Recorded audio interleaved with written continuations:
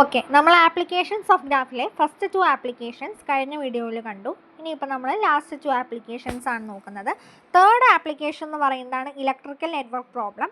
ഈ പ്രോബ്ലം പറയുന്നത് the properties of electrical networks are functions of 2 factors. ഒന്നാമത്തേതാണ് the nature and value of the element forming the network. അത് form ചെയ്യുന്ന elements ആണ് resistors, transistors, inductors തുടങ്ങിയവ.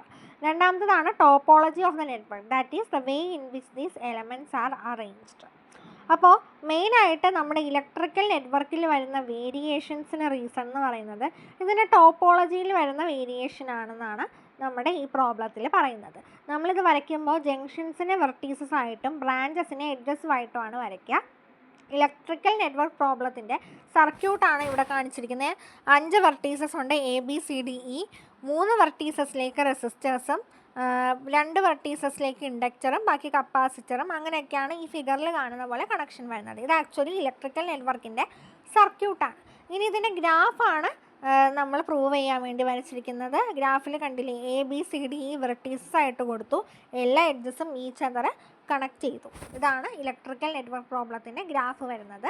അടുത്ത നമുക്ക് നമ്മുടെ ഫോർത്ത് ആപ്ലിക്കേഷനിലേക്ക് പോകാം. ഫോർത്ത് ആപ്ലിക്കേഷനാണ് seating problem.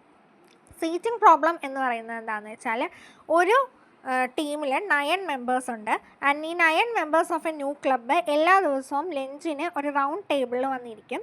So the problem is to arrange members in such a way that every day they are sitting they will sit with different neighbours. അതായത് neighbours repeat ചെയ്യാത്ത രീതിയിൽ round ടേബിളിൽ എല്ലാ ദിവസവും ഫുഡ് കഴിക്കാനിരിക്കണം. How many days can this arrangement last? എത്ര ദിവസം ഈ അറേഞ്ച്മെൻറ്റ് ലാസ്റ്റ് ചെയ്യുന്നതാണ് ചോദിച്ചിരിക്കുന്നത്. നമുക്ക് വായിച്ച് നോക്കാം. 9 members of a new club meet each day for lunch at a round table.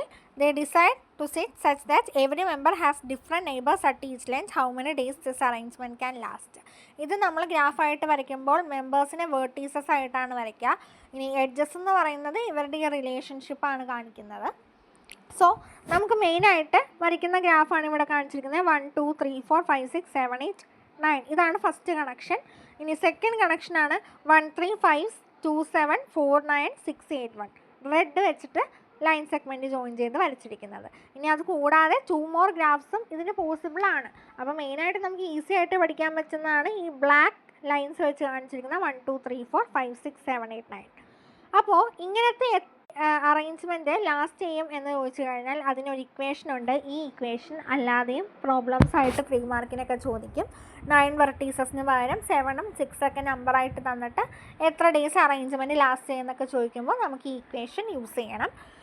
n-1/2 if n is odd. ഇനി ഒരു ഈവൻ നമ്പർ ആണെന്നുണ്ടെങ്കിൽ n-2/2. ഇതാണ് നമ്മുടെ ഇക്വേഷൻ എന്ന് പറയുന്നത്. ഓക്കെ, അത് വളരെയധികം ഇമ്പോർട്ടൻ്റ് ആണ്. ഓഡ് ആണെങ്കിൽ n-1/2.